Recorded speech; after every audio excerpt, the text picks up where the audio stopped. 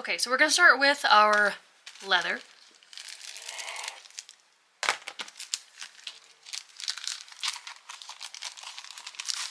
In here we're going to have two pieces. We're going to have this larger main piece and the smaller one. And we have our template. So inside here, there's two pieces to our template. So we have the main body, and we have the bottom plate. Now, the pieces coincide with the leather bits. Now this has the protective like paper on it. Feel free to leave it, rip it off, you do you. We're going to need to use our handy dandy scratch awl to go around the area of the acrylic template and mark our leather where we're going to end up cutting it. I recommend pushing it towards either corner of the leather so you make less cuts, but also it's going to give you some scrap pieces of leather to practice setting our rivets.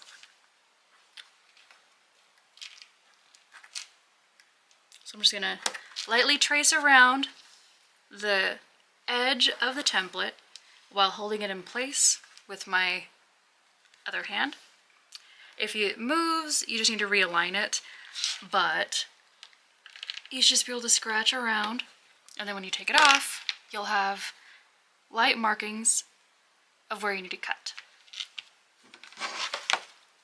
Then we're going to take whatever your favorite cutting instrument is. I do love some, utility knives. So I'm going to use that. You can either cut without the acrylic template or you can use it as an edge guide. When I'm cutting around corners, whether or not I'm using a corner radius card or a template, I rarely try and just freehand the edges. I love to start by making a straight cut downward. Now, I didn't go through all the way, and that's on purpose. With thick leathers, it is 100% okay to make a cut and then cut it through again. Most people mess up and ruin their projects by trying to smash so hard into it, because when you're pushing and putting so much pressure into leather, you're not focusing so much on your control, you're focusing on strength, which if you kind of cut into it too deep, you have less control when you're trying to smash through something. So do light cuts. It's okay to take a few. Now we'll do one corner freehanding it, and we'll do one corner with the template. When you're freehanding corners, what I like to do, and what many of us do, is we actually do little straight cuts and work our way around the corner. And many straight cuts create a curve.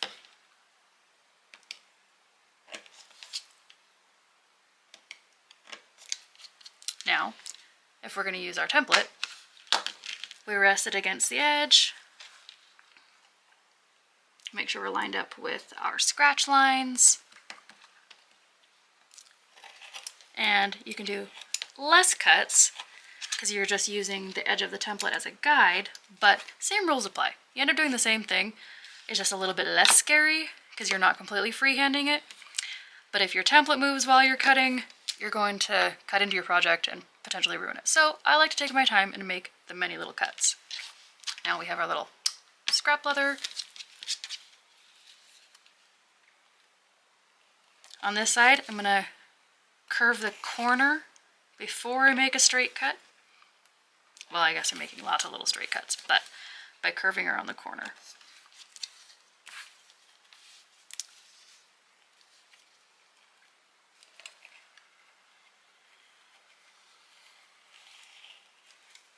Again, I didn't go through all the way. Once you make that first cut, it kind of acts as a guide as you're pulling the knife through, so it's a lot easier, A, because you have less surface to cut through on that second cut, but also the original cut acts as a guide to help you just kind of flow your knife through. And then here we are on the last one.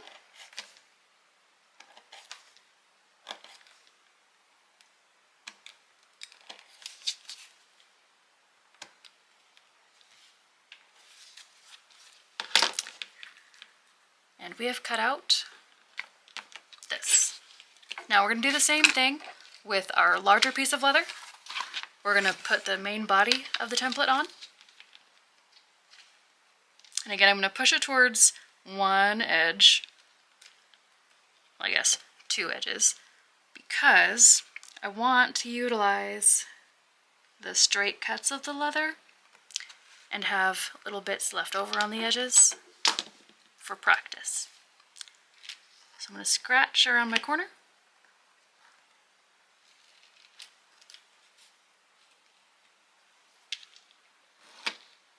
Again, keeping it just perfectly still, a little bit of pressure with my left hand while I scratch with my right, because I'm right-handed, but constant pressure on the template will keep it still.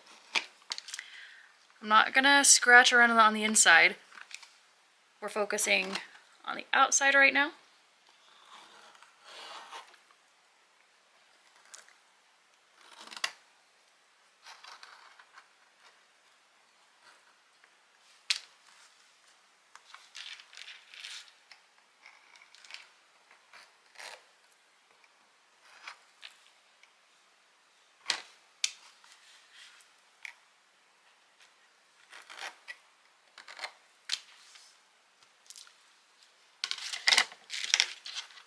Alright, so we've made our scratch lines with the acrylic template.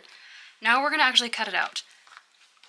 Do not try and cut from the outside in to get these triangular pieces cut out. What's going to happen is as you cut, you may overcut a little bit and you're going to cut into your project. Also, you're going to be nervous about cutting into your project, so it'll make you, less focused, I guess. Either way, don't try and cut from the outside in. When you're cutting corners like this on the inside, always start from the inside and come outward. You're going to get a clean cut at the point, and you're not going to have the anxiety or worry of over pulling a little bit and cutting into your project. We're just going to start at the exact point, and we're going to come outward. And again, we're going to start at the point and come outward.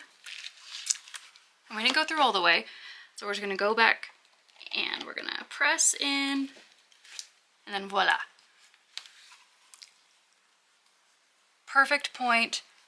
No markings left on our actual project piece. So we're just going to do that to all 4 of the triangular portions and cut them out.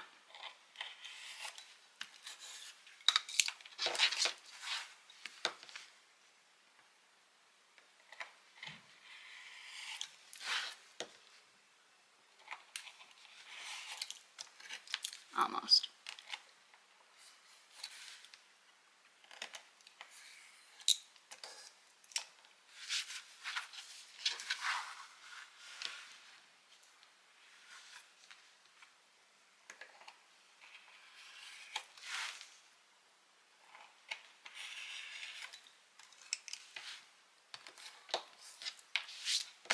And then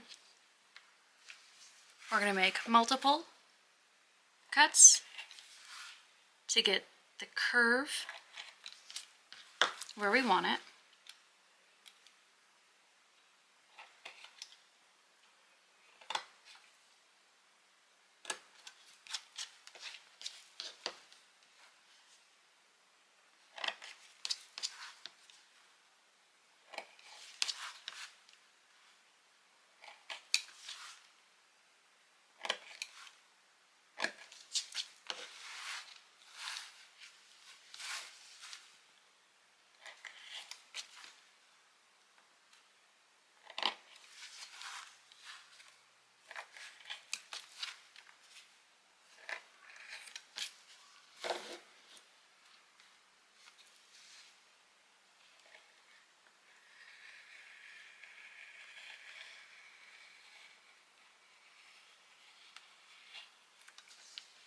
On the shorter cuts, shorter distance, I am less apprehensive about putting full pressure down, and so some of them I made in just one cut.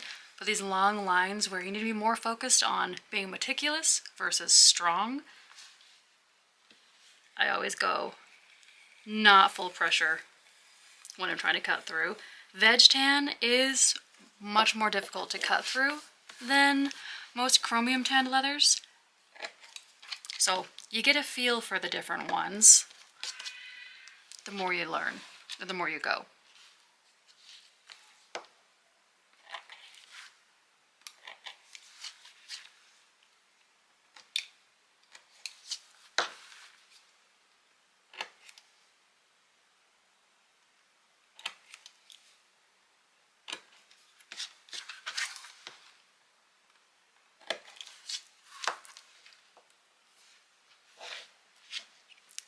Now, we're going to go around more corners with more small cuts. And eventually, this thing starts to round out and look as it should.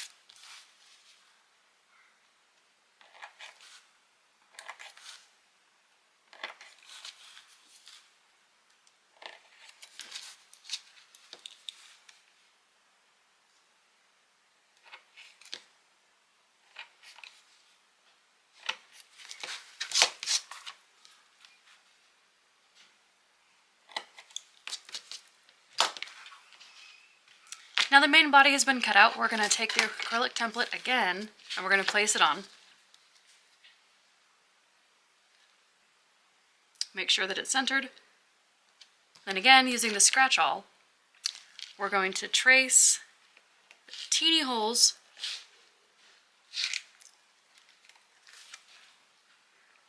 to mark where we're going to punch through and eventually set our double capped rivets. Now, this is not essential. I like to do it lightly to know exactly where I'm going to be placing my middle piece, but I'm going to lightly scratch around the inside.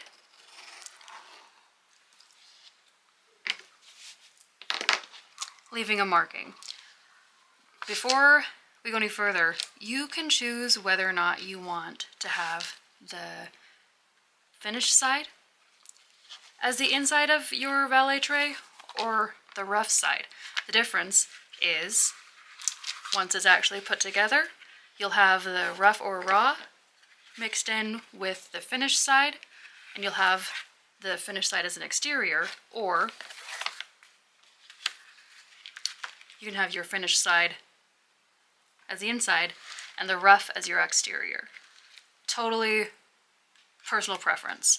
I personally like to have the finished leather on the inside, but there's no real reason aside from it's just the way that I like it. Depends on you. I like being able to see the bowl from an aerial view and see whatever tooling or detailing or anything you want to do to it. I like it on the inside. But again, you can do whatever you want. It just depends on how you like it. So, since I like the finished side showing, I traced along mine and I know exactly where this is going to end up going. So this is a stitch groover. The little tool in the previous box that we went around the edges with, that was imitating what this does without actually removing leather from your project. This actually removes leather from your project. It's adjustable because when loosened, it can give you a much wider stitch allowance or a much smaller one. Depends on how you pull it. Now, however far from the edge of the leather you want it to be, that's where you're going to tighten it at.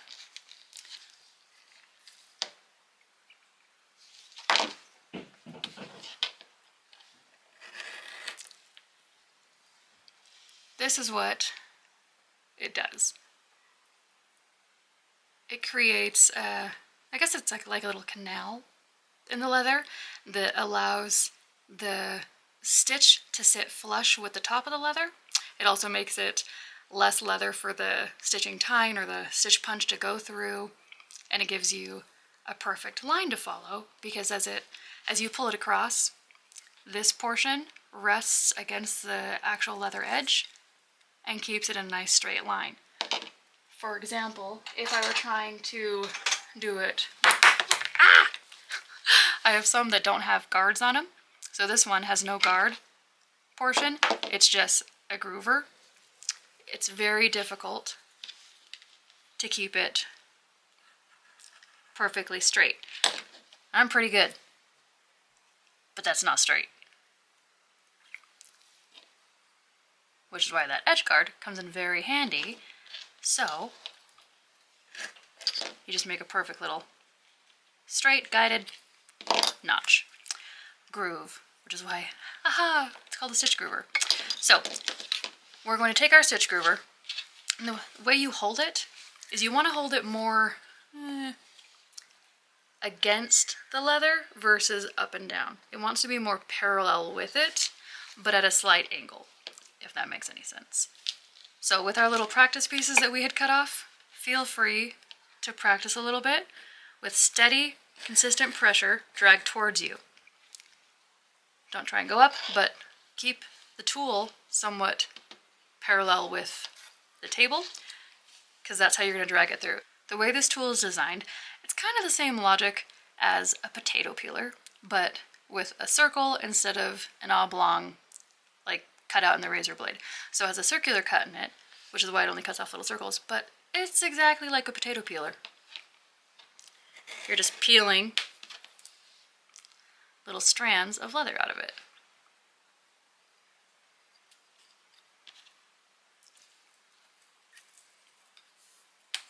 So, before doing anything else, we're going to go around the perimeter of this piece, and we're going to make our stitch groove. So, just like I did with the practice pieces, we're going to come along the edge, just resting against the edge of the leather as a guide. And around the corners can be kind of tricky, so I like to go slow, and I might adjust the way I hold it just to kind of make sure that I stay directly against the leather. And the curves can be more difficult.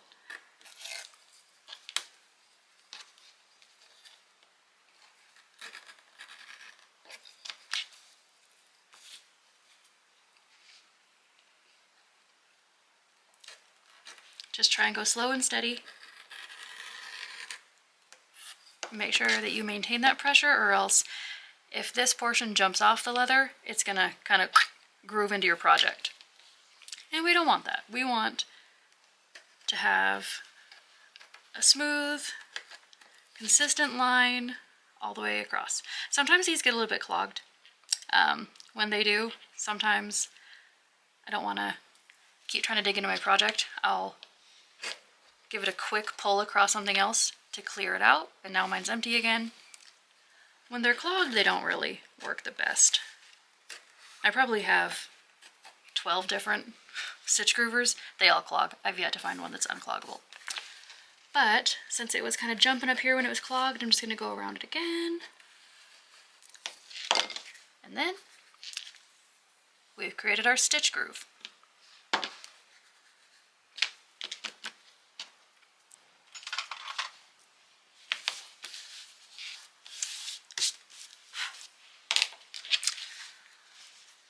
Alright, now we're going to actually burnish the edges of our veg tan leather.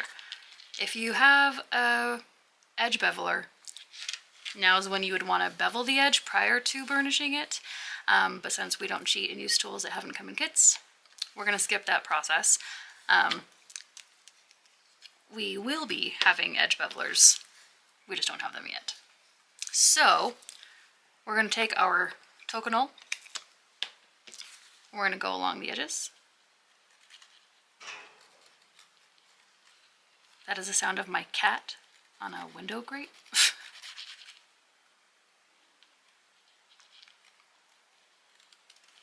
And then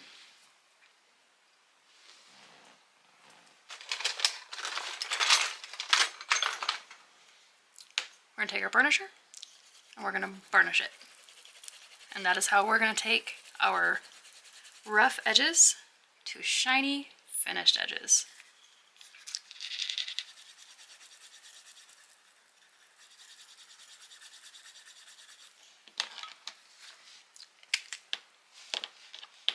And as a reminder, we learned this in box 1, but burnishing is about friction, not about pressure. If you put pressure on it, you can actually permanently warp your veg tan leather, and we don't want to do that. We want to just go with friction, so repetitive light motion, and let it burnish itself.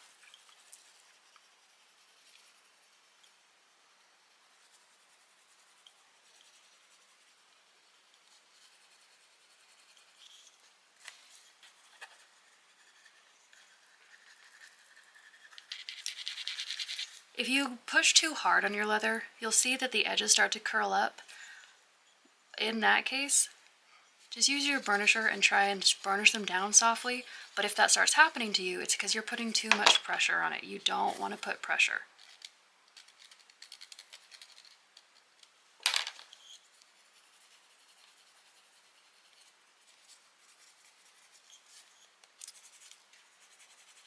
Admittedly, I like to go at an angle lightly with the end of my burnisher anyways. It's just habit for me, because I do like to burnish a little higher up on the edge, just because I like the way it looks.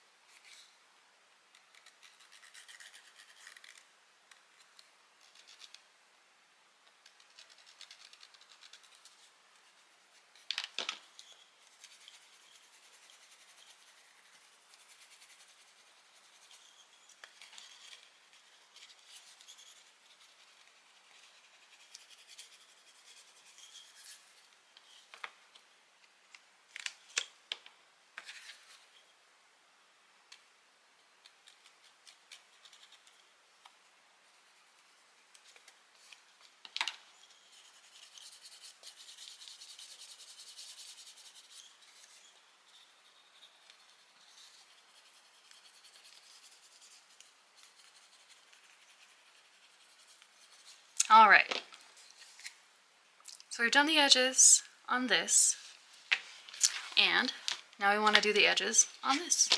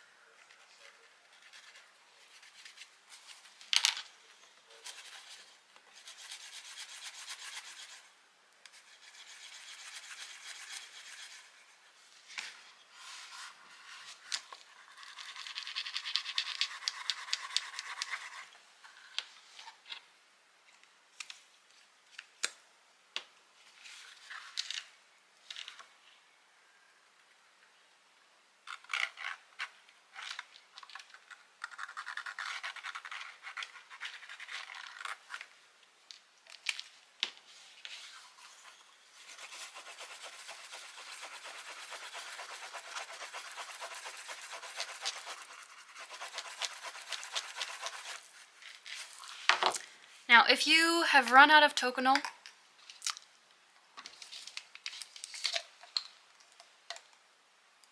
you don't have to use Tokonol to burnish. You can use water. So, me and my, infamous pink sponges. Just a little bit of water to get it damp.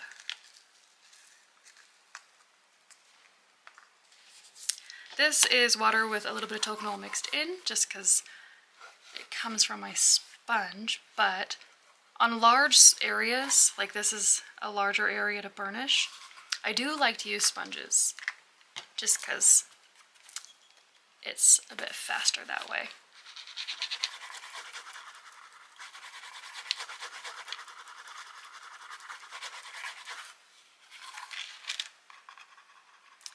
To get around these little edges, I do like to switch to using the tip of my burnisher, just because there's kind of difficult to get a good motion and friction going in a small space like that.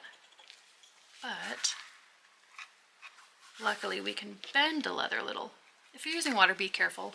Don't do what I just did. A lot of the times when you wet only a small portion of veg tan leather, when it dries, the water marks that are left behind are slightly unsightly. So I overwet my sponge and accidentally dripped some water on the corner.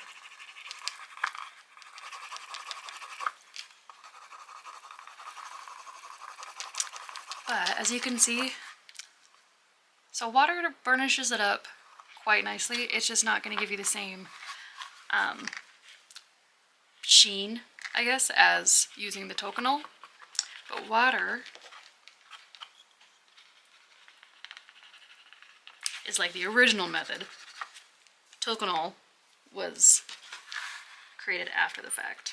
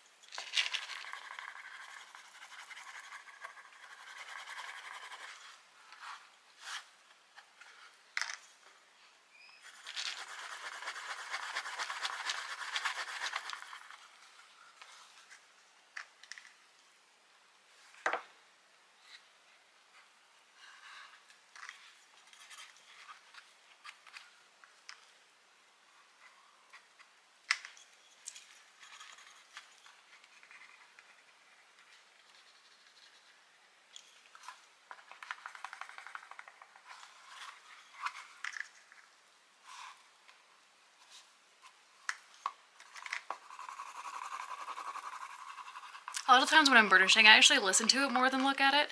It starts to kind of take on a specific sound once it's fully burnished. And so the leather just starts to sound different. Or maybe I'm just crazy from burnishing so many things for so many years. But I feel like it sounds different once it's burnished. And so I spend more time listening to it than necessarily looking at it.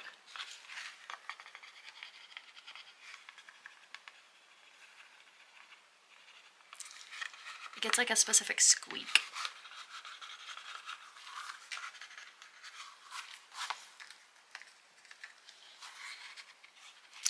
What I'm doing to kind of get in between here is I'm bending the leather back a little bit so I have more clearance to actually get in there.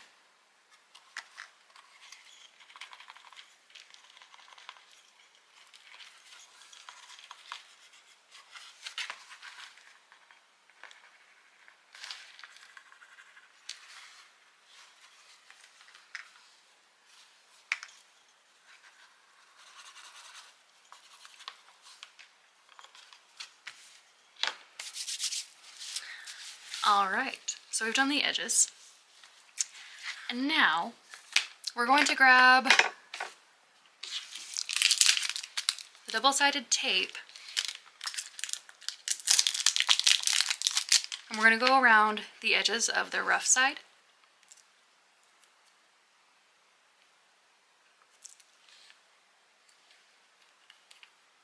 Close to the edge, but not going over it. Every time we use double-sided tape, you got to be careful not to go over the edge because it ends up leaving like a gunky mess on the edges. Dust, lint, everything will stick to it and just, it looks yucky. To go around these corners, you can just rip it off when you get to the edge, start again, rip it off, start again. I like to kind of do pleats as I go around the corners. So when I remove it, I can just pull it off in one piece and not have to keep picking at it, getting piece off and piece off and piece off. Just one pull and I'll get the entire thing off. So around each corner, I just kind of pull it up, push it in, and pleat it to go around that corner perfectly.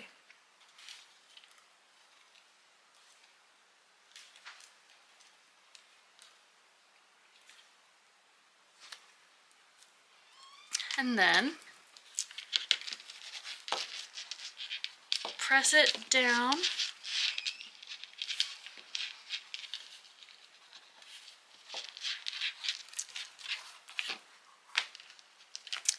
We're gonna attach it with a double-sided tape along our scratch lines. Now, if you made scratch lines, you want to be careful to line it up so they're not visible once this is actually placed on. If you didn't make scratch lines, you can eye it up. Use the template to try and get it perfect. It is a bit more difficult. Let's see. Either way, I'm going to go with my scratch lines because that's just the way I like to do it.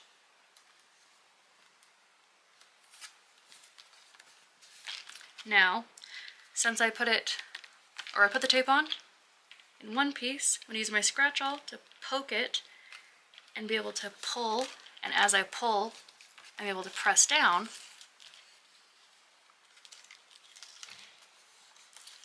and get it in place.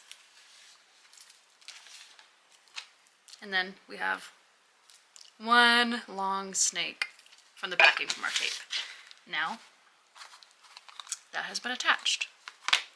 We're going to take our punch,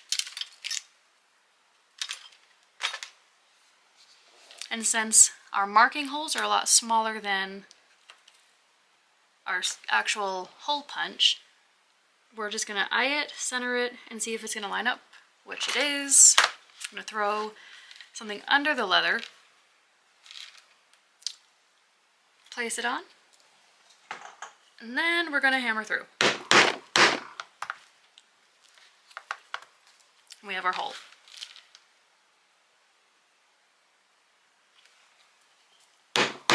We're going to do that to each of our holes.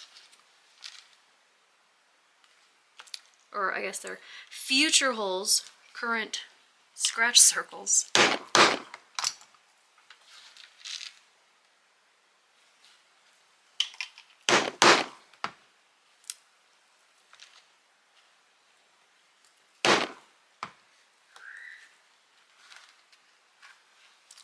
If you have one that doesn't want to come out, scratch awl will poke it right through.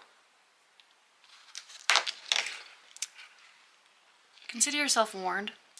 These little plugs or whatever that come out of the hole punches, these are the bane of my existence. When I step on them, I'm sorry in advance. Because if you step on one, you're going to know exactly what I mean. Legos ain't got nothing on little leather plugs. If your punch starts to get a little bit full, you can pluck them out with your scratch awl. And then we're going to do the rest of our holes.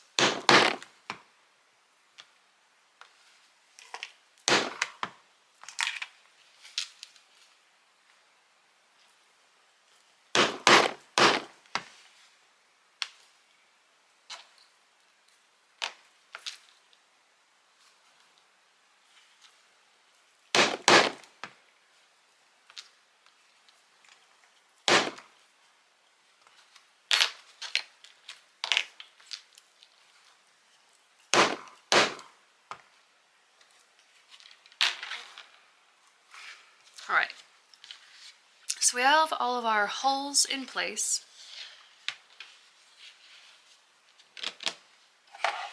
But before we do anything with our rivets, we're actually going to start making our stitch lines. So we're going to grab our stitch punch from box 3. And then we are going to take our 4-prong stitch punch, and we're going to start as high up or as close to the curve as we can, but still be able to maintain a straight line. We're going to hold it straight up and down. Otherwise, we're going to cut in at an angle or at an angle, and our stitches are going to be wonky. So we're going to hold it straight up and down, stay within our stitch groove lines, and we're going to punch through. Once you can feel them on the back side, or if you can feel that you have kind of stuck into your cutting board below, you know you've gone in far enough. As I'm walking it down the stitch line, I'm pressing into one hole that I've already punched through and 3 that I have not. So then I have a guide on where to place it to get 4 new holes as I jump it down 1. I'm rocking back and forth as I pull the stitch punch out to protect the tines. This leather is thick and currently doubled up, so we're going through at least 10 ounces of leather right now, which is actually pretty thick. So we want to rock it and get our stitch punch out. And we're going to press, make marking hole or marking indentations, move downward, then rock it back and forth. And then we're going to see how far we can get to the next corner while maintaining a straight line. And then what I'm going to do now is I'm going to take one of the punches in a hole I've already made and one that I have not. So the second one is going to leave an indentation right there. And I'm just going to keep pushing that in, angled enough to where the third is not leaving any marks, but I know where to hit in order to do my next straight line, leaving space for 1 on the corner. This requires a little bit of practice, so just don't hit until you have that curve right. And I'm just going to keep working my way around.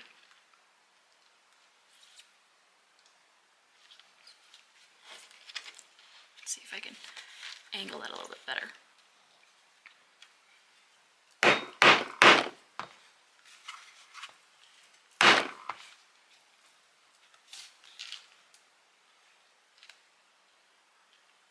On this one, I'm not going to be able to make it with all 4 prongs going in, so I'm actually going to do it with 2 in holes that have already been made, 2 out. And then again, I'm going to do my little curve to see where that hole is supposed to be, skip 1, and then bring it down to where I can again do it with a straight line,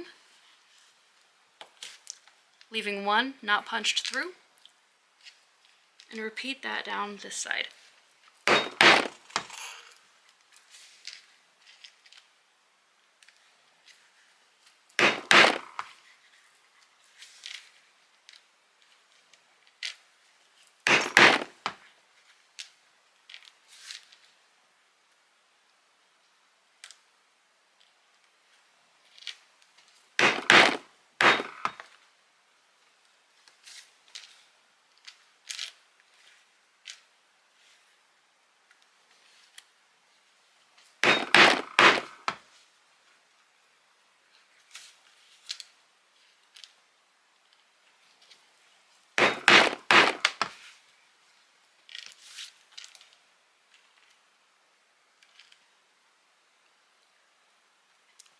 Let's see. Yeah, I can get my straight line. Rocking it out. Alright, so we've made stitch holes, except for the 4. And again, we're going to use our scratch awl in the marking that we had previously made to just knock our corner holes in.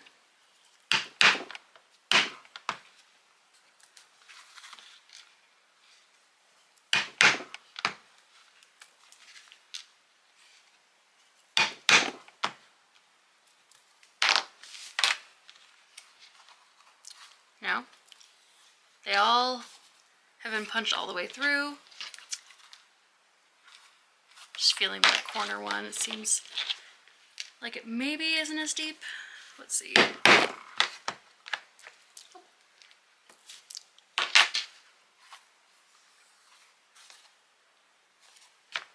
Now we're ready to stitch.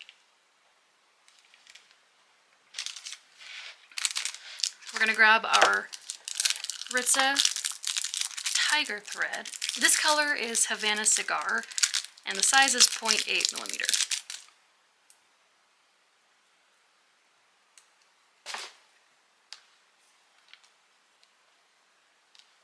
Special thanks to my 10-year-old because he hand wrapped all of these.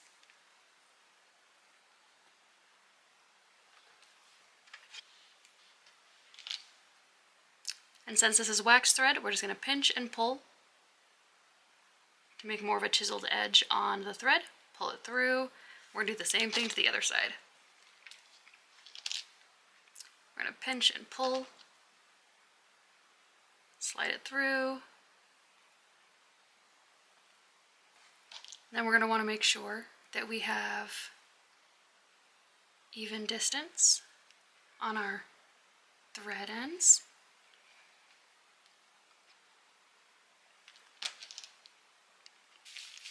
My hands are cut up. Since my hands are cut up all the time, I am throwing on gloves because this just makes it worse.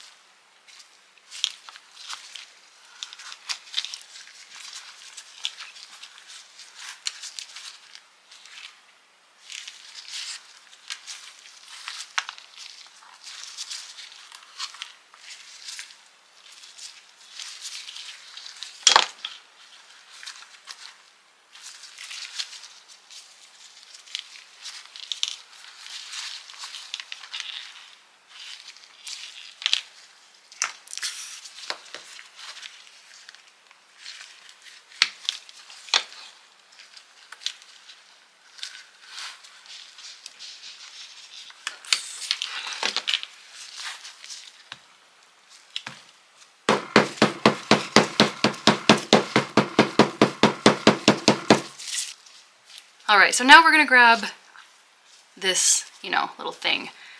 Technically, it's a rivet setter. It's also technically totally homemade, but, I've been hammering these things for a couple weeks now, trying to mess them up, break them, mash them, see what I need to do differently, and I think they're gonna serve their purpose.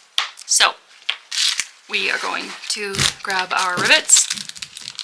These are similar to snaps in the, way of how they look. They're not similar to snaps in the way that they don't snap together and come apart. They are permanent connectors. Snaps are temporary connectors. They have a cap and a post.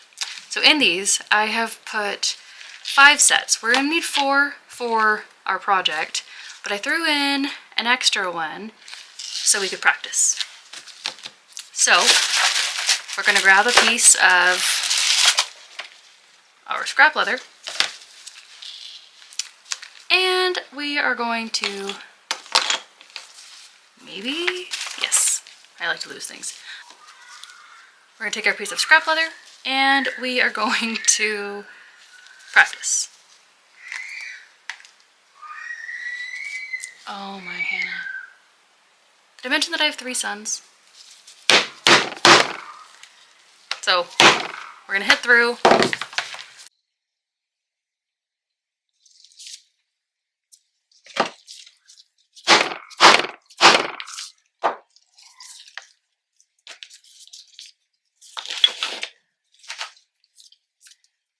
Alright, so we're gonna take our post, we're gonna insert it, we're gonna fold it over, and we're gonna take our cap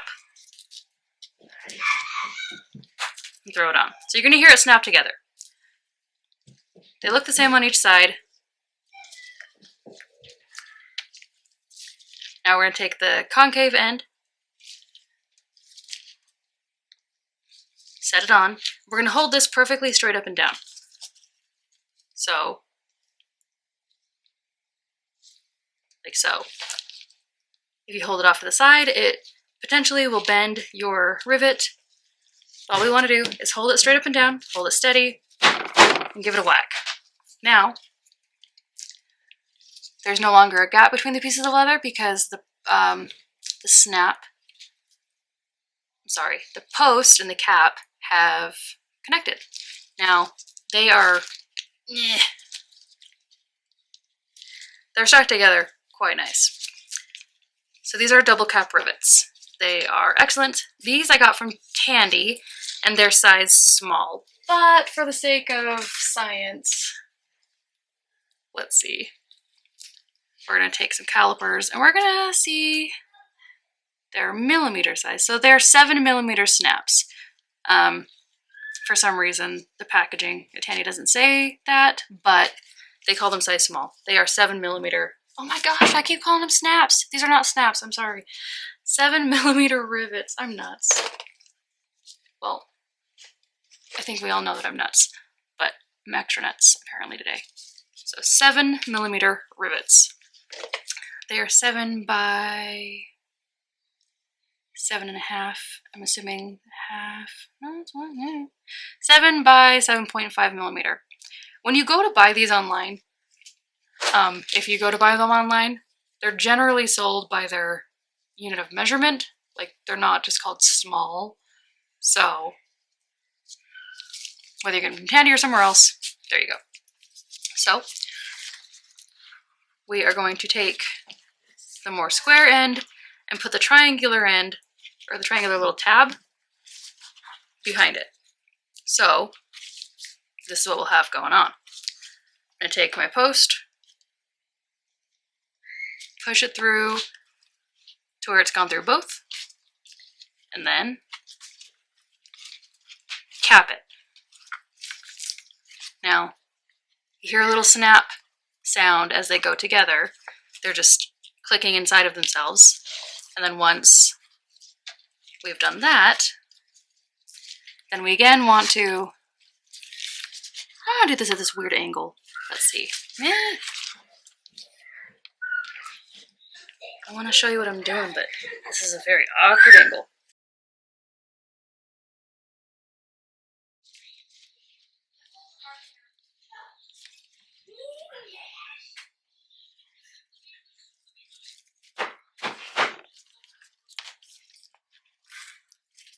So I got one.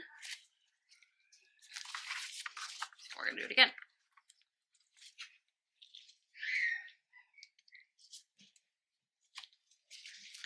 Now, if it's too hard to hold together, put it through one end and then just loop it over.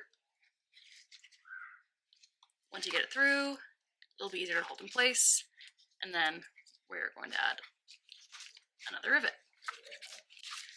And lather, rinse, repeat. We're going to hit it down. I wonder.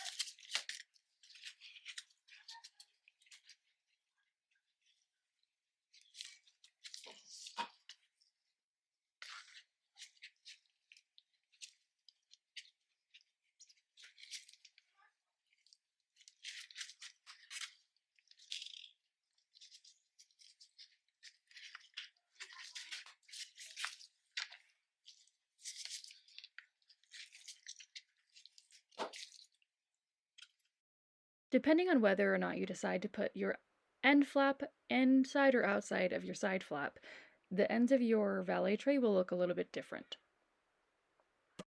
I've decided to try out both ways so you can see visually what I mean, whether you want it on the inside or outside. It's a very subtle difference, but it does alter the end result of our project.